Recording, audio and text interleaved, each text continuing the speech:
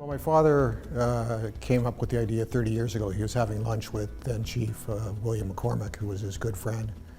And they were chatting about how the world had changed so dramatically in the last 25 years. The go-to guy in every neighborhood was gone and they had moved into the suburb. So my father asked if police still wanted to serve the community in the same way.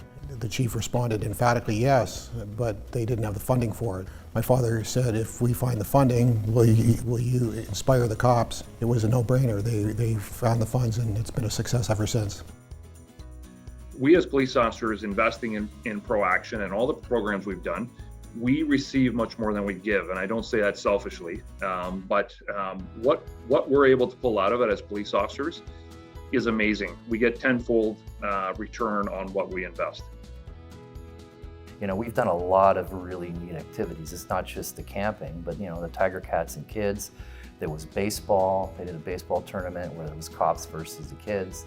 Hockey, music lessons, cooking school. I mean, just sitting around talking while they're making muffins about life, about being 15, about being 15 in Hamilton.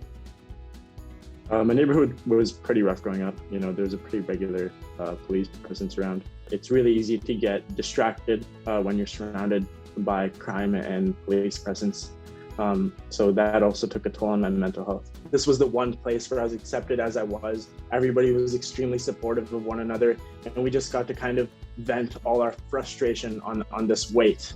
Me and my dad did not have a very good relationship. It was more of a toxic relationship growing up. I did learn over time that how I was being treated in that specific situation was not right and never is okay.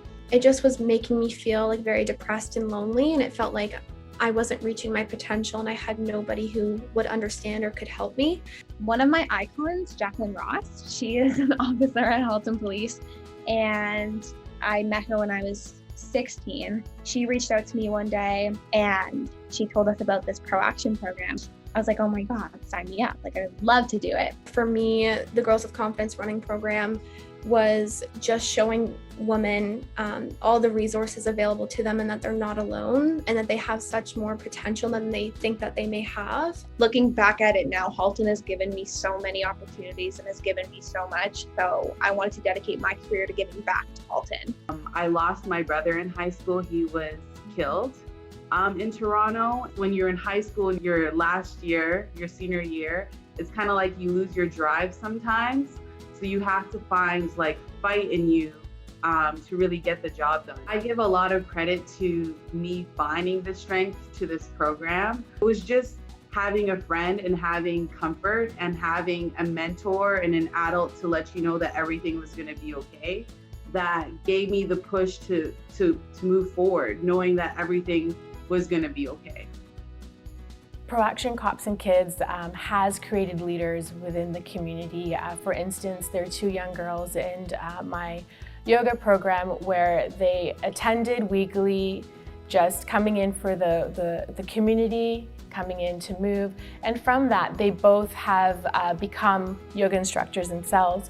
That's allowed them to have that on their resume, build their confidence, and are looking forward to setting that goal of eventually going to university. I can say with 100% certainty, after 19 years of mostly frontline policing, there is tremendous value in officers being involved in ProAction programs. The potential long-term benefits for these youth it's just, you can't even put a price on it. You can't put a quantity on it.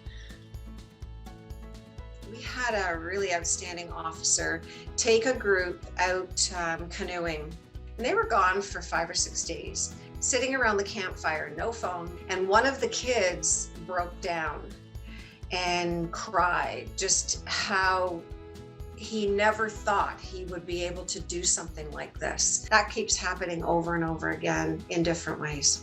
A few years ago, where there were officers who were running a football program downtown, and there was a shooting in a school parking lot. These two officers happened to be dispatched to the area of the shooting, to the school. And of course, it was a very difficult scene. As the crowd grew and people were growing more and more agitated, someone suddenly realized that one of the officers was the coach of the football program, and they called him out by name, and it immediately eased the tension. I absolutely can 100% correlate the fact that I am a more understanding, compassionate DRPS police officer because I get to build those relationships, get to know the youth. So I get to work past the stereotypes or barriers and really get to know the kids and what's, troubling them, bothering them, what's creating them to be at risk, if you will. Now more than ever, we have to make sure that we can have that ability to connect with kids, make sure that their voices are heard,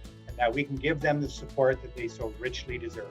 I want ProAction to be a household name in Durham Region, so that whenever somebody says Durham Regional Police, I'd like the next thing to say yes. They also run that amazing charitable program called ProAction Cops and Kids, and that has made a significant difference in the lives of so many kids in our community. That's the goal. In policing, we talk about trust all the time. We talk about confidence. Those are easy words to throw around, but they're not easy to make happen in real life.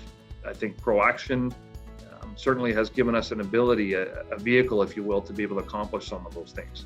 It never ceases to amaze me how intelligent, how eloquent, how compassionate these officers are, and how much they really care for the kids that they get involved with. I'd really like to take this opportunity to thank the staff at ProAction Cops and Kids. They've been fantastic to work with in making it really easy for our officers to begin some of these programs, and they're looking forward to continuing them.